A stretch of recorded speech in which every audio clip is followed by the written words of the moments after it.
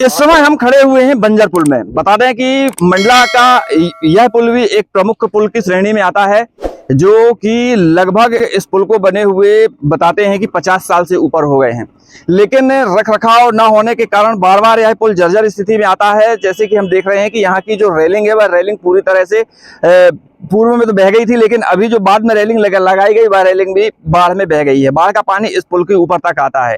पहले भी यह पुल जो फर्श से और इसके निचले स्थान था वह भी पूरी तरह से जर्जर हो गया था, लेकिन तात्कालिक कलेक्टर श्रीमती हर्षिका सिंह थी, उन्होंने इस पुल का मरम्मती कार्य कराया था। तब से यह पुल अभी तक यह चल रहा है, लेकिन इसके बाद भी हम देख रहे हैं कि यह पुल अब धीरे धीरे जर्जर स्थिति में पहुंच गया है। बता दें, इस पुल के ऊपर से भारी वाहनों का आना जाना लगातार होता है। 24 घंटे यह पुल चलता है, जिसके चलते इस पुल का मरम्मत होना अत्यंत आवश्यक है। पूर्व में भी पता किया गया था, तो जो सेतु विभाग है वह सेतु विभाग यहाँ पर रहते नहीं है, और ना ही सेतु विभाग के लोग यहाँ पे कार्यरत हैं जो कि इस पुल की हालत को वह देख सके। सेतु विभाग से पूर्व में एक अधिकारी आए हुए थे, उन्होंने देखा, उन्होंने बताया कि यहाँ पे कोई ऐसा मंडला में कार्य नहीं है, जिसके कारण यह विभाग जबलपुर चला गया है और जबलपुर में ही यह रहता है। तो जिला होने के साथ साथ मंडला में कम से कम सेतु विभाग का होना अत्यंत आवश्यक था। यहाँ का जो ऑफिस है उसका खुलना अत्यंत आवश्यकता था कि इस तरीके के पुल पुलिया जो क्षतिग्रस्त है, जीर्ण शीर्ण स्थिति में जा रहे हैं, उनका मरम्मती कार्य हो सके। अगर रेलिंग की बात करें तो हम बता दें कि जैसे ये रेलिंग भी आप देख रहे हैं, ये पूरी तरह से हिल रही है, और अगर ऐसी कोई बाढ़ आ गई तो मान के चलिए कि ये पुल की रेलिंग पूरी तरह से टूट जाएगी। ये देखा जा रहा है कि यहाँ पर ये दरार थी, ये दो प्लंथ के बीच में जो दूरी थी वह अत्यंत अधिक हो गई है। अच्छा, हम गौर करने वाली बात आपको बता रहे हैं कि यह पुल जब इसमें यह फर्श नहीं हुआ था, इसमें डामलीकरण नहीं हुआ था, उसके पहले यहाँ की राडें निकल चुकी हैं, पूरी राडें निकल के फेंका चुकी हैं। केवल ये उसको दबाने के लिए ऊपर से डामलीकरण का कार्य इसमें कर दिया गया है और उसे छुपा दिया गया है। अब धीरे धीरे स्थिति यह हो रही है कि इस पुल के जो नीचे का जो पलस्तर है, मसाला है, वह धीरे धीरे गिरता चला जा रहा है और जीर्ण शीर्ण स्थिति में यह पुल जा रहा है। प्रशासन से अपील है, प्रशासन से हमारी कि यहाँ से 24 घंटे बाहरी वाहनों का आना जाना होता है, वाहन यहाँ से निकलते हैं और लोगों का आना जाना होता है, प्रमुख पुल की श्रेणी में आता है।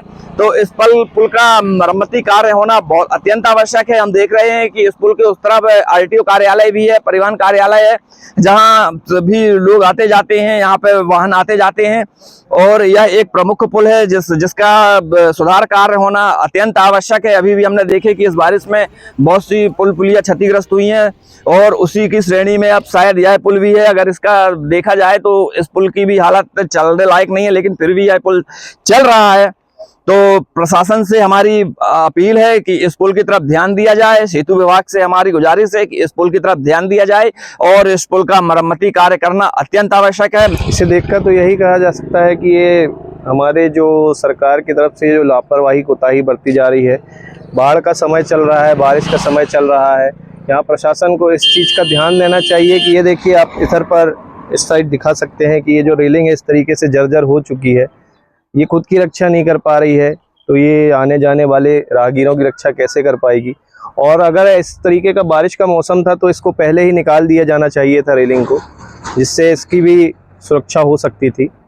और पुल की स्थिति काफ़ी जर्जर हो चुकी है। आप देख सकते हैं जहाँ पर मैं ये खड़ा हुआ हूँ, इस पुल में इतनी बड़ी दरार है कि कोई भी राह चालक अगर रात्रिकालीन में यहाँ से गुजरता है तो वो इसका हादसे का शिकार होकर नदी पर भी गिर सकता है ना।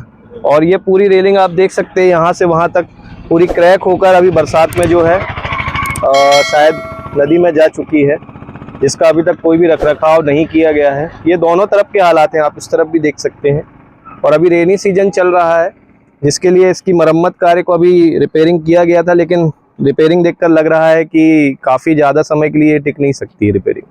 बिल्कुल हो सकती है, क्योंकि मैं एक फील्ड करने वाला व्यक्ति हूँ।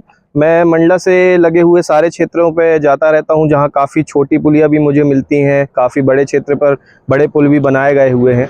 लेकिन जो छोटी पुलिया के हालात हैं उधर पर ये देखने मिलता है कि बहुत सी जगह पर अभी मैं गया हुआ था तो पुलिया ही बह चुकी है वहाँ पर।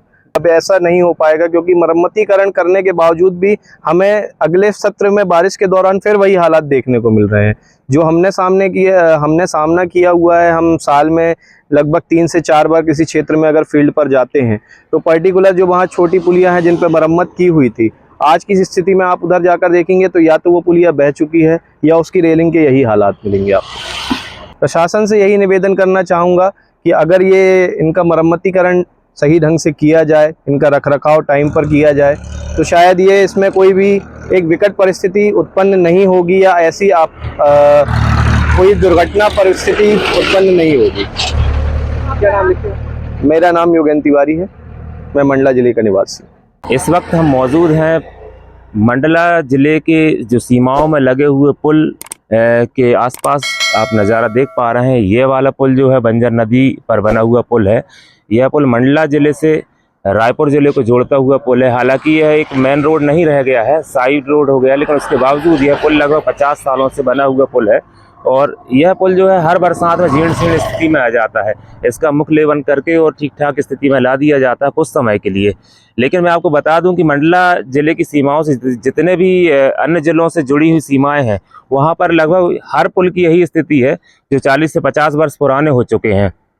और हर पुल में अब मरम्मती कार्य करने भर से काम नहीं चलने वाला है।